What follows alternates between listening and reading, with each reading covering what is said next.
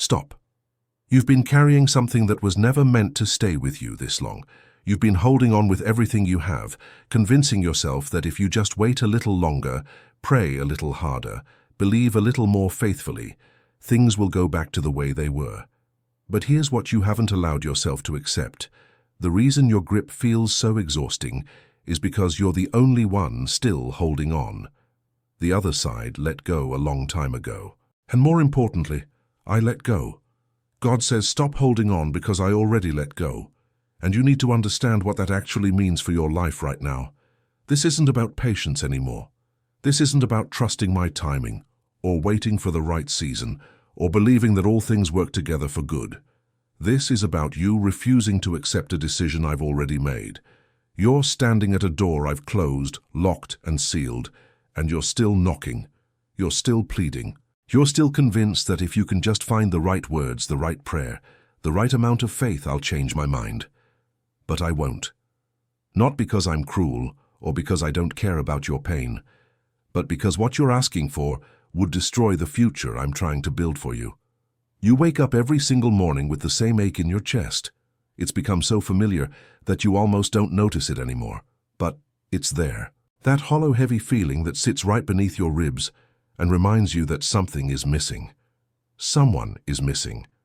And the first thing you do before you even fully wake up is reach for your phone. You check for messages that aren't there. You look for signs that don't exist. You scan through social media, searching for proof that they're thinking about you the way you're thinking about them. And when you find nothing, you tell yourself it's just not time yet. You tell yourself that maybe tomorrow will be different, maybe next week, maybe next month. But the months keep passing and nothing changes. The silence gets louder, the absence gets heavier, and still you hold on. You replay old conversations in your mind like they're clues to a mystery you're trying to solve. You analyze every word they said, every expression on their face, every moment you shared, looking for evidence that what you had was real, that it meant something, that it's worth fighting for. And it did mean something. It was real. But it's over. And you're the only one who hasn't accepted that yet. You've convinced yourself that letting go would be giving up, that releasing them would mean you didn't love them enough, that you didn't fight hard enough, that you're somehow betraying what you had together. But that's not the truth. That's the lie you've been telling yourself to justify staying in a place I've already moved you out of. Letting go isn't betrayal. It's not weakness, it's not failure. It's obedience, it's trust. It's you finally saying, God, I don't understand why this had to end, but I trust that you know something I don't. Now here's what you've been avoiding. The truth you've been running from every single day. I didn't just close that door. I removed it completely. I didn't just move them out of your life temporarily. I took them out permanently, not because you didn't deserve them, not because you did something wrong, but because keeping them in your life would have kept you from everything I've prepared for you. What you're holding on to right now doesn't exist anymore. It's not waiting for you in the future. It's not going to be restored or redeemed or brought back better than before. It's gone. And the version of your future that included them was never going to happen. Not because you weren't enough, but because it wasn't mine.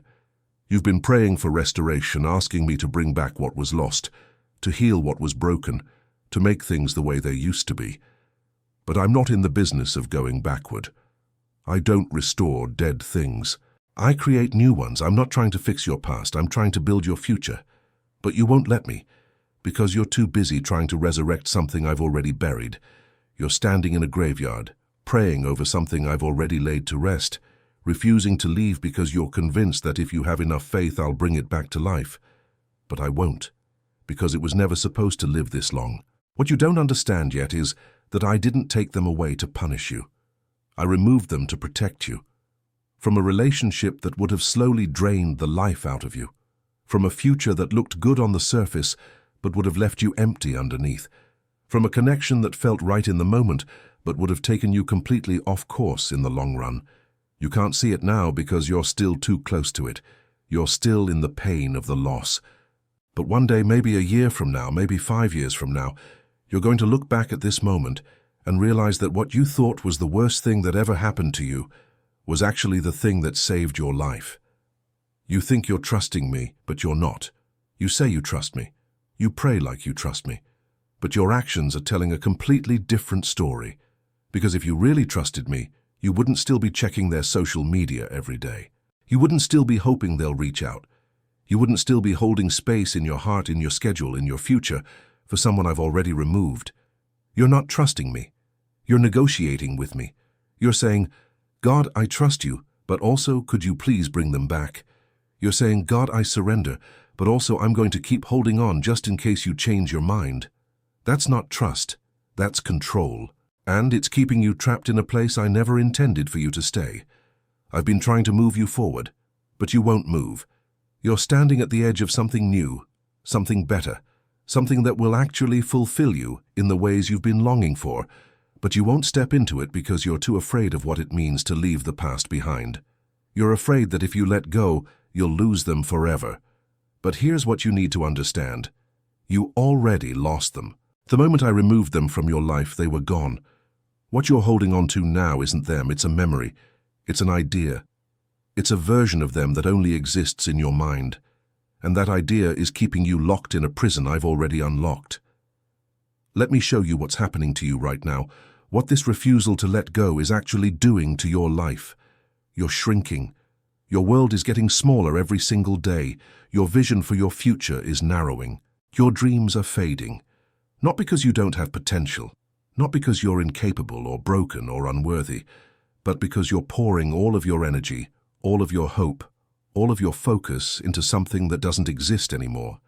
You're watering dead ground and wondering why nothing is growing. You're building on sand that's already washed away and wondering why everything keeps falling apart. And every single day you stay in this place, you lose a little bit more of the future I'm trying to give you. Your relationships are suffering because you're emotionally unavailable. Your opportunities are passing you by because you're mentally checked out. Your purpose is on hold because you're spiritually stuck. And it's not because you're going through a hard season. It's not because you need more time to heal. It's because you're choosing to stay in a place I've already moved you out of. You're choosing to hold on to something I've already released. And that choice is costing you everything. You think holding on is love. You think it's loyalty. You think it's faithfulness.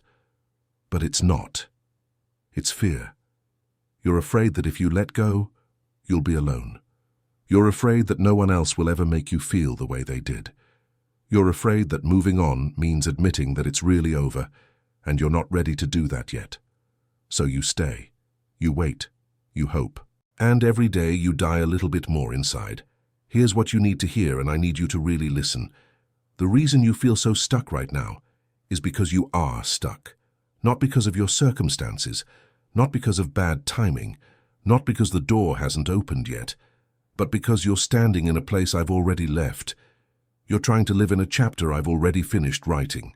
And no amount of prayer, no amount of faith, no amount of waiting is going to reopen what I've closed. Because it's not supposed to reopen, it's supposed to stay closed so you can finally turn around and see the door I've been holding open for you this entire time.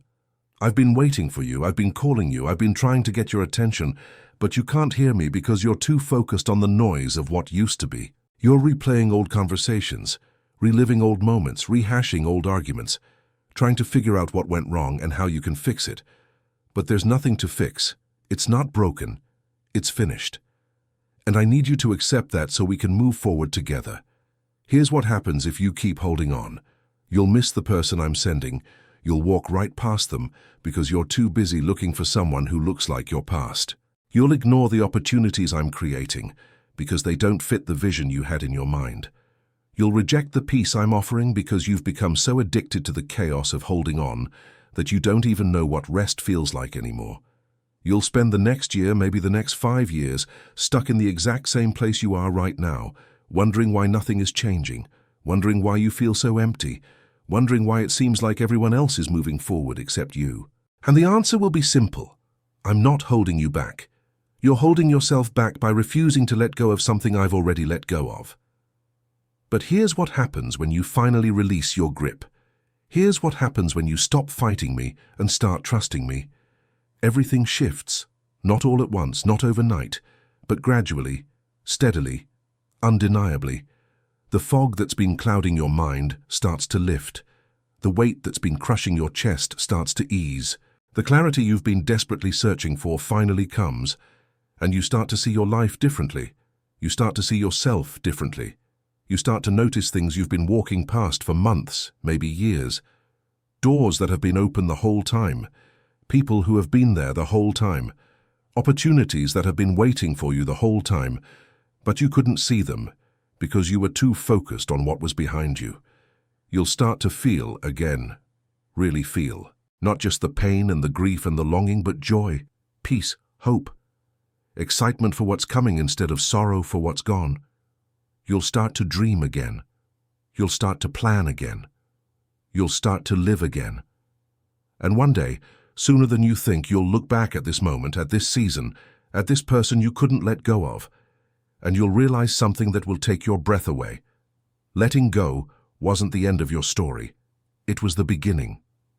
This message is for you, not because you're broken, not because you're weak, not because you've done something wrong, but because you're ready.